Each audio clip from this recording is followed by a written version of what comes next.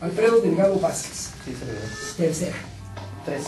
La 1, la 2, la 3, están más acostumbrados. Son las 7 de la noche con 7 minutos. Nos acompaña aquí en el estudio, en este espacio del Sindicato Único de Trabajadores del Gobierno del Distrito Federal, el compañero Alfredo Delgado Vázquez, de esta sección 3 de General de Archivo Penal y Talleres de Reclusorios. Qué gusto, compañero Alfredo Delgado Vázquez, que nos esté presente aquí en el 760 del Cuadrante de ese radio, y buenas noches para usted. Buenas noches. Primero, conocer la audiencia de esta capital y del interior de la República, el total de compañeras y compañeros que la integran a la sección 3. Sí, nuestra sección se compone por un aproximado de 1000 trabajadores, de los cuales 600 trabajan en los diferentes centros preventivos del Distrito Federal. ¿A cuánto asciende, primero, hablar de centros preventivos, como también de penitenciarías en esta capital, compañero? Sí, tenemos 3 centros grandes preventivos que son los que se integran para el proceso judicial de cada individuo, ¿no? Que es donde el interno se encuentra sujeto a su proceso. Es el reclusorio varonil norte, el sur y el oriente. La población, sería mucho expedir, pero es una población cada vez mayor. Ha aumentado. De hecho, estamos hablando que son instalaciones que ahorita están siendo muy rebasadas por la población. Ha crecido de manera exponencial y estamos hablando que tenemos un promedio de 12,000 internos, 11,000 internos por cada uno de estos centros. Acá entonces son más de 36,000 en centros planeados para una población menor. De hecho, bueno, estos datan de los 70s, los 3 reclusorios fueron creados por García Domínguez en su momento, buscaban un espacio distinto para el trato a los internos por el viejo Palacio de Lecumberri, que tenía sus carencias y demás, ¿no? Pero finalmente nos rebasó el crecimiento de la población, ¿no?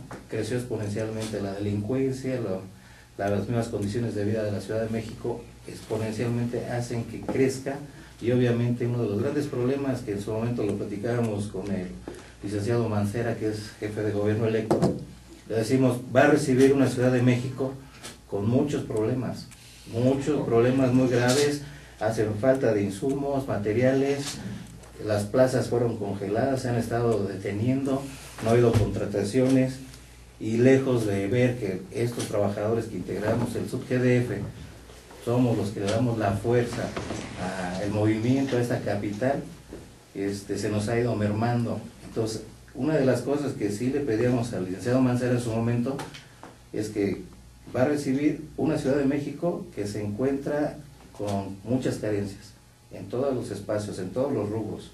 Podríamos hablarlo tanto de delegaciones, que también tenemos gente en delegaciones, podemos hablarlo también de la gente como los CAIS, que son casas de integración y asistencia social, que es para la gente, los indigentes, la gente del estado de calle, donde vemos que desafortunadamente no se le ha metido el recurso.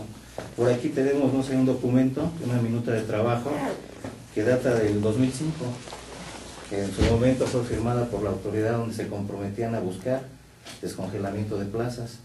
Y sin embargo podemos mostrar ahorita otra minuta de trabajo, que esa nos la dejó firmada el licenciado José Ávila, antes de que se fuera anterior secretario de gobierno, donde es lo mismo. Dice que va a haber la situación del descongelamiento de plazas, y sin embargo a la fecha se ha seguido mermando, no ha habido crecimiento de los trabajadores de base. Después de eso se ha ido mermando. Alfredo Delgado Vázquez, secretario general de la sección tercera, Archivo Penal y Talleres de Reclusorios, algo que se debe precisar a las y los 1000 representados es que no se puede sustituir a gente que tantos años ha aportado de su vida a estas labores con improvisados, o como lo ha reiterado mucho el presidente de nuestro sindicato único de trabajadores del gobierno del Distrito Federal, a través del outsourcing, con gente que no tiene ninguna prestación, ningún derecho, y con ese mismo entusiasmo llegan a cubrir espacios que no les corresponden.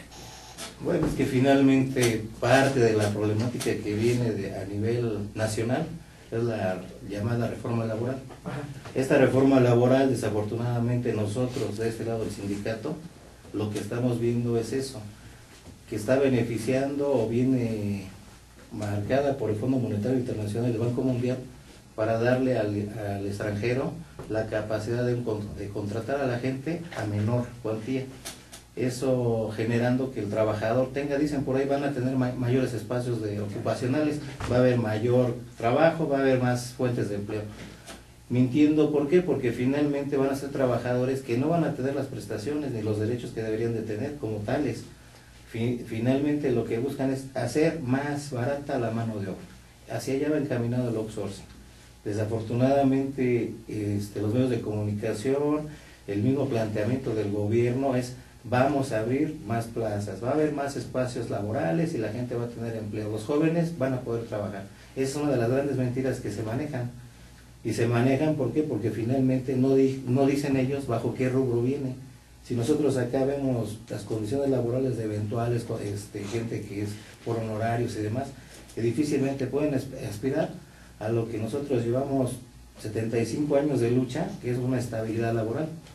Desaparece. Platícanos en tanto las tareas con archivo penal, y después vamos a talleres de reclusorios.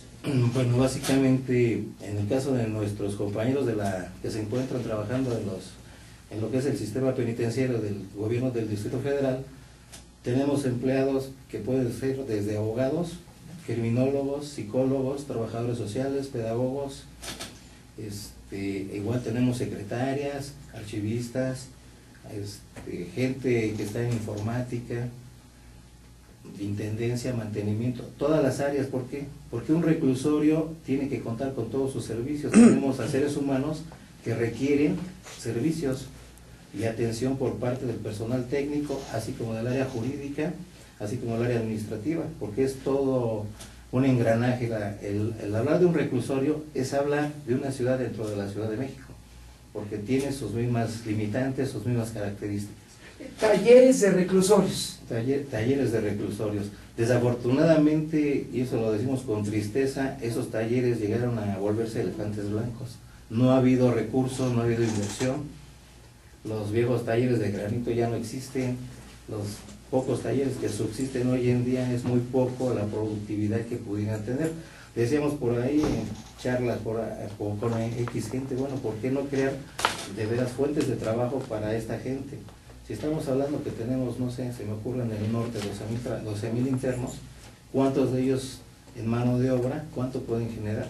Si se pudieran crear realmente empresas o los mismos talleres echarse a andar y generaran producción. Digo, porque uno de los problemas que existe en México es eso, que el interno definitivamente es un costo por interno lo que se debe de aportar la Ciudad de México. Es un gasto muy grande el que se debe de hacer para tener toda esa gente detenida. Finalmente no hay productividad de ellos. Alfredo Delgado Vázquez, secretario general de la sección 3, Archivo Penal y Talleres de Reclusorios. En ese planteamiento final y global, ¿qué sucedería en la eventualidad que estos 3 centros preventivos, 3 penitenciarías y el Ceferezo para las mujeres y el, me decías, el de los varones, eventualmente no contaran con las tareas de tus compañeras 1000 representados, entre otros? Bueno, es que parte de lo que decimos nosotros, cada individuo requiere una atención determinada. El interno, desde que llega al centro, tiene que pasar a un área donde es realizar la ficha jurídica de ingreso, ¿no? Se toman sus huellas, se toman fotografías, eso lo hace personal de nosotros.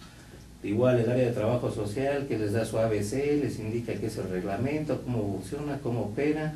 De ahí son trasladadas del área de ingreso al COC, que es donde se les llevan a cabo estudios de personalidad, donde se deben de clasificar cada individuo. Se les hace un estudio de trabajo social, que es socioeconómico, el pedagógico, el criminológico y un psicológico. ¿Para qué? Para que sean clasificados a los diferentes dormitorios de acuerdo al rubro que aplica su personalidad. Inclusive el estudio de criminología repercute en el interno porque va directo a juzgados. Esa es una de las cosas que se toma en cuenta cuando están realizando el proceso. En el área jurídica pues se tiene que estar muy pendiente. ¿Por qué?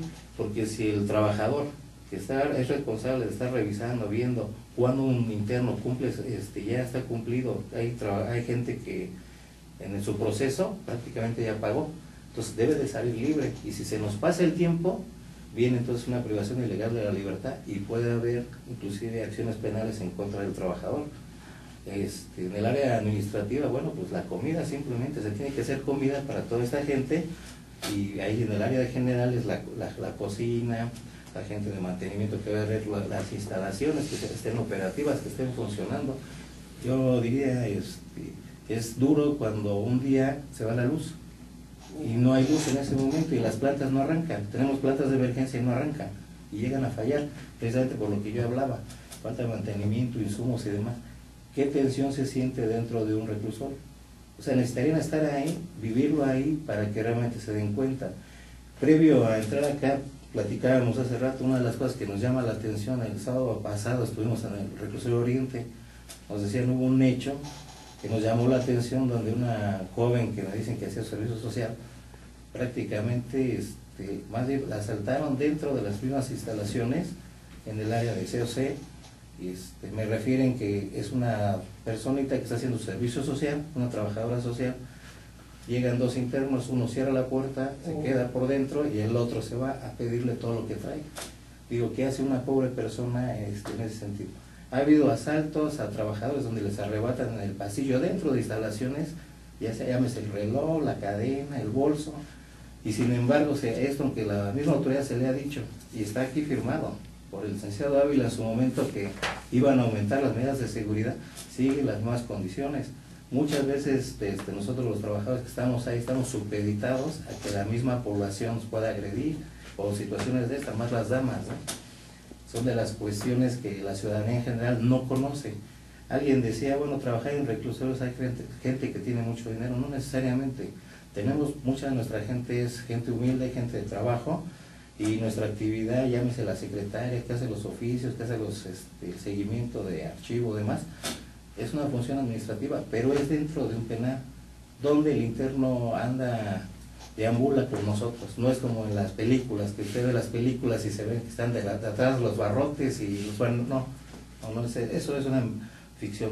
El interno es un individuo que se encuentra dentro de la misma institución. La única diferencia con nosotros que trabajamos ahí es el color de la vestimenta.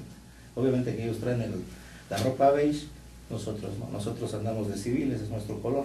Entonces obviamente que ellos deambulan. De hecho, hay internos que tienen esa situación de quererse readaptar, buscan comisionarse, trabajan dentro de las instalaciones haciendo determinadas labores, y eso les sirve para beneficios, su concesión de beneficios a ellos, pero no alcanzan las comisiones. Estamos hablando que a lo mejor habrá 600, 700 comisiones de diferentes actividades dentro de la misma institución que ellos desempeñan, pero finalmente no es todo el bloque. Aquí lo que sí nos llama la atención y nos preocupa mucho es la seguridad real, donde el trabajador se encuentra en un momento, no sé, hay una parte que le llamamos el kilómetro, y atraviesa solo, y sin que haya un solo elemento de seguridad y custodia cuidando ahí que se conserve la norma y la disciplina, ¿no? Es duro, ¿eh? No es fácil trabajar en un reclusorio. Para aquellos que piensan que un reclusorio es así como que no, es un trabajo duro, un trabajo difícil. No sé, me dice una trabajadora social, un psicólogo o la gente que entrevista, ¿no? ¿Qué pasa cuando el interno ya viene enojado, viene de malas, frustrado, y en ese momento se te pone al brinco, te dice de cosas, te agrede? Y son mujeres, ¿no? Muchas veces las que llegan a hacer la actividad y de repente, ¿qué hacen con el interno ahí? Son situaciones que la misma autoridad nos ha ido dejando de lado. Uno de los pretextos que se nos maneja ahorita, que desafortunadamente ellos no pueden captar a mucha gente para contrato por los mismos controles de confianza que se han estado manejando. A lo mejor sí es cierto, por ahí llegamos a ver pasquines o en el periódico que existe bolsa de trabajo para la gente, pero de cada 300 gentes que se presentan a solicitar el empleo, pasan 7, 8, 10 gentes, no pasan más, por los controles que son muy rigurosos. Entonces es difícil, ¿no? De este lado nosotros sí le decimos a la autoridad que tiene que buscar mecanismos para poder cubrir mínima la norma internacional, donde se debe de manejar un custodio por cada 20 internos. Eso no se cumple, y eso es algo que está firmado en un convenio, y son de las cosas que el gobierno de la ciudad ha dejado de ver. Como anécdota podemos decir que cuando estuvimos con el licenciado Ávila, él decía, de las cosas que nosotros dejamos de voltear a ver son los reclusorios, porque finalmente han trabajado, siguen trabajando y ahí están y ahí se mantienen.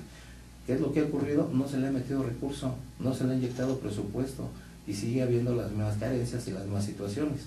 Ahí es de las cosas que tú dices, bueno, necesitarían que haya motines, que haya conflictos más fuertes para que sí volteen a ver. No, es que así es la única forma en la que han volteado a ver. Cuando pasa algo, hay un motín, alguna cuestión, entonces sí voltean hacia los reclusorios. Lejos de eso, no se acuerdan de los reclusorios ahí están y se acabó. Nada más es como que el lugar donde se mete lo que se tiene que ocultar de la sociedad. No debe ser así, porque volvemos a repetir, son gente y son seres humanos, finalmente van a un proceso, ahí serán oídos y vencidos si es que es el caso, ¿no? Y si no al revés, pero son situaciones duras, ¿no? Donde es gente, finalmente trabajamos con gente, no nada más números. Alfredo Delgado Vázquez, de la sección, subsecretario general de la sección tercera, Archivo Penal y Talleres de Reclusorios. Qué importante este relato que nos ofreciste al final. Te agradezco la visita en tu casa 760 y por favor cualquier irregularidad como el de esta jovencita del servicio social que fue agredida por dos sujetos, extiéndala, hazla saber a nosotros para hacerla de nuestra parte de conocimiento de tu audiencia aquí en el 760. Muchas gracias, agradezco la atención. Así que de las cuestiones que nos vamos es con eso, ¿no? De pensarle que el día de mañana nuestro sindicato va a una lucha por la reforma laboral. Eso sí, se los quiero decir, espero que haya compañeros oyéndonos. Estamos listos para enfrentar esa reforma porque no estamos de acuerdo con ella. Vamos en contra de la reforma laboral. Muchas gracias. Gracias por la oportunidad de visitarnos en tu casa, desde luego. Pero son las 7:23. Qué buena parte, al final te soltaste.